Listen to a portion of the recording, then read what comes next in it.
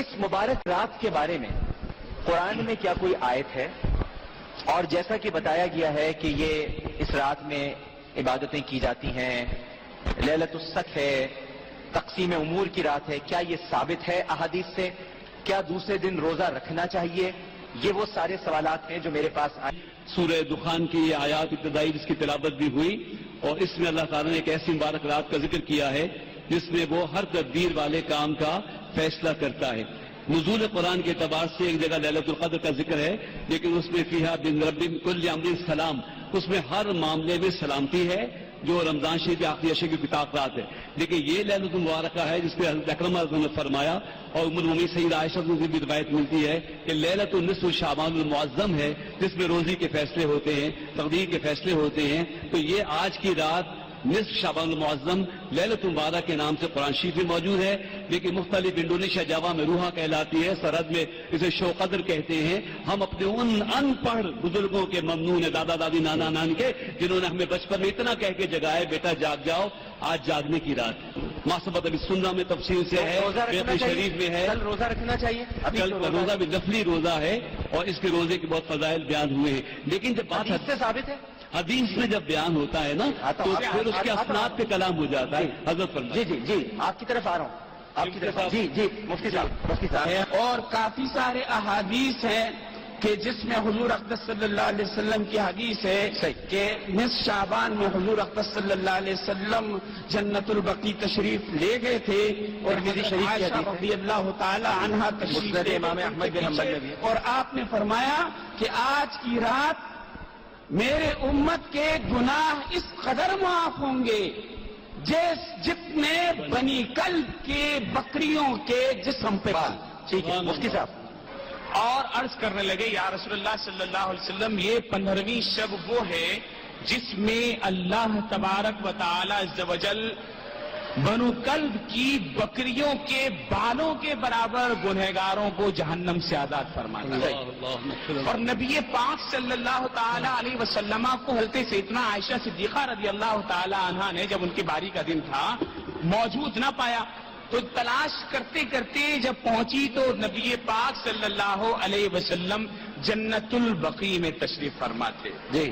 اور نبی پاک صلی اللہ علیہ وسلم نے 15 شعبان کی فضیلت بیان کی جی۔ حضرت، اور اسی طرح صحیح کی ترمذی کی حدیث ہے کہ نبی کریم صلی اللہ تعالی علیہ وسلم شعبان میں اکثر روزے رکھا کرتے تھے، رمضان میں پورے اور اکثر شعبان کے دنوں میں روزے رکھا کرتے تھے۔ پیارے آقا علیہ الصلوۃ والسلام سے ایک حدیث کا ایک پیرا ایک لائن عرض کروں گا۔ عرض کیا گیا پیارے آقا علیہ الصلوۃ والسلام سے کہ کیوں رکھتے ہیں؟ فرمایا نامہ اعمال تبدیل ہوتا ہے، اور میں یہ چاہتا ہوں میرا نامہ اعمال اس حال میں تبدیل ہو کہ میں روزے کی حالت۔ بالکل علامہ صاحب۔ بسم اللہ الرحمن الرحیم۔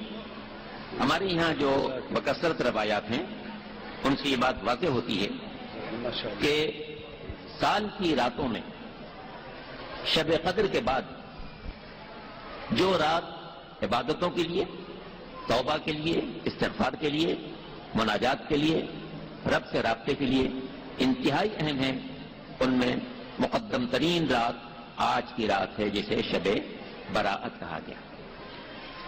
شب براءت اس کا آغاز تو سرکار دو عالم خاتم الانبیاء احمد مجتبیٰ محمد مصطفیٰ صلی اللہ علیہ وسلم کے اس عمل سے ہوا جس کا آپ تذکرہ بھی سماعت فرما رہے تھے کہ حضور اکرم اس پوری رات کو عبادت میں بسر کرتے تھے، جی مناجات میں بسر کرتے تھے۔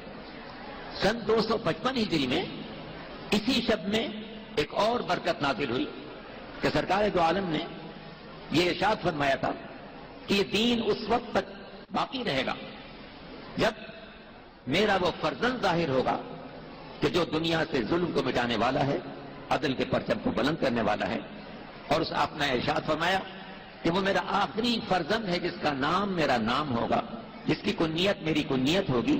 اس کی شان یہ ہے کہ یملأ الارض قسطا وعدلا کما ملئ ظلما وجورا۔ جب یہ دنیا ظلم و جور سے بھر چکی ہوگی اس وقت میرا آخری فرزند ظاہر ہوگا اور اس دنیا کو عدل و انصاف سے بھر دے گا۔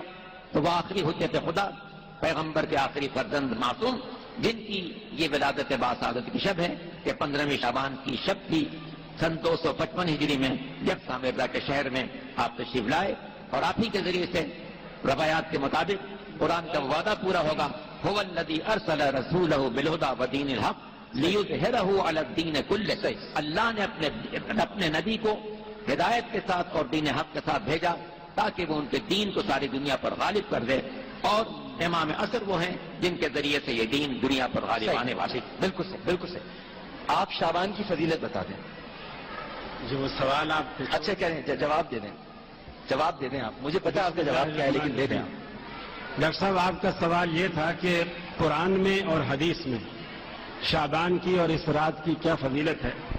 تو سچ تو یہ ہے کہ قرآن مجید میں شعبان کی کوئی فضیلت نہیں ہے، یہ فضیلت حدیث میں موجود ہے، اور رسول اکرم صلی اللہ علیہ وسلم سے جو صحیح ترین روایت جسے امام بخاری رحمۃ اللہ علیہ نے نقل کیا ہے اور اما عائشہ صدیقہ رضی اللہ تعالی عنہا اسے بیان کرتی ہیں، وہ یہ روایت ہے کہ آپ نے فرض روزوں کے علاوہ یعنی رمضان کے جو روزے ہیں اس کے علاوہ کسی بھی مہینے کے اتنے کثرت سے روزے نہیں رکھے جتنے کہ شعبان کے رکھے ہیں، اور اتنے کثرت سے رکھے کہ آپ نے پورا مہینہ رکھے، صرف رمضان سے چند دن پہلے یعنی 4-5 دن پہلے آپ گن لیں، وہ آپ نے چھوڑے تاکہ رمضان کے لیے پھر مستعد ہو جائیں، رمضان کے لیے تیار ہو جائیں۔ رہی اس رات کی فضیلت، اس رات کی فضیلت میں جو آیت قرآن مجید میں پیش کی جاتی ہے، عموماً لوگ پیش کرتے ہیں، سورہ دخان کی ابتدائی آیت ہے انا انزلناہ فی لیلۃ مبارکۃ، کہ ہم نے قرآن مجید کو برکت والی رات میں اتارا ہے۔ اگر وہ برکت والی رات شعبان کی 15 رات ہے تو قرآن مجید کے آخری پارے میں اللہ نے کہا انا انزلناہ فی لیلۃ القدر، ہم نے قرآن مجید کو لیلۃ القدر میں اتارا ہے، اور یہ بچہ بچہ مسلمانوں کا جانتا ہے کہ لیلۃ القدر شعبان میں نہیں ہوتی، رمضان میں ہوتی ہے، اور وہ بھی رمضان کے آخری عشرے کی طاق راتوں میں کوئی ایک رات ہوتی ہے۔ پھر تیسری جگہ قرآن مجید نے کہا شہر رمضان الذی انزل فیہ القرآن، وہ رمضان ہی کا مہینہ ہے جس میں اللہ نے قرآن کو نازل کیا ہے۔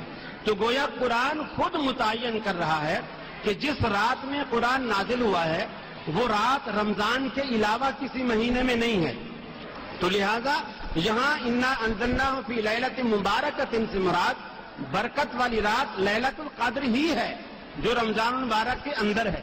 رہی یہ بات ہے کہ احادیث اس کے بارے میں اتنی ہیں، بعض ائمہ نے 135 روایات شب قدر کے حوالے سے بیان کی ہیں، لیکن سب کو ضعیف قرار دیا ہے۔ محدثین کا جو پرکھنے کا پیمانہ ہے، جانچنے کا جو پیمانہ ہے، اس پیمانے پر صحت کے درجے پر ہمارا دین ہم سے یہ کہتا ہے کہ ضعیفوں کی عزت کیا ہے۔ میری گفتگو کے درمیان آپ اپنی میں بات کر رہا تھا، میں ایسی آپ سے کہہ رہا تھا کہ ضعیفوں کی عزت کریں۔ صحت کے درجے پر کوئی بھی نہیں پہنچتی، جیسے سیدہ عائشہ صدیقہ رضی اللہ تعالیٰ عنہ کی وہ روایت جو قبرستان پیچھے پیچھے گئی، آپ بقیع قبرستان میں کھڑے ہوئے تھے۔ اب آپ خود بتائیے ڈاکٹر صاحب، پہلی بات تو یہ کہ امام ترمذی رحمت اللہ علیہ نے خود اس روایت کو بیان کرنے کے بعد کہا یہ روایت صحیح نہیں۔ محدث جو بیان کر رہا ہے، جب آپ اس کی بات بیان کر رہے ہو تو اس بات کی حقیقت جو اس نے بتائی ہے وہ بھی بیان کی جانی چاہیے۔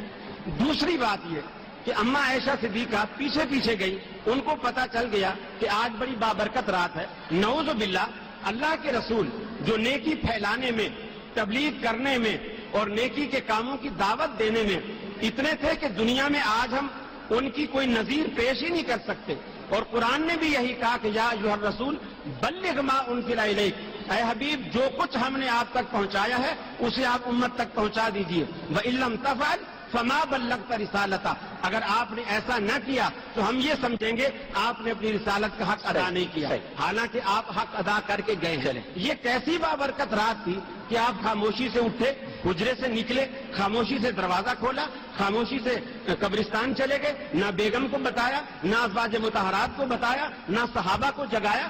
اگر یہ عبادت والی رات تھی تو نعوذ باللہ آپ نے بخل کیا کہ تنہا بھی عبادت کرنے چلے گئے، اور پھر وہ عبادت بھی کیا کی، قبرستان جا کے کھڑے ہو گئے اور واپس آ گئے۔ تو یہ ایسی چیزیں ہیں، اچھا یہ وہ سارے دلائل ہیں پر اگر پرکھا جائے، سارے دلائل ہیں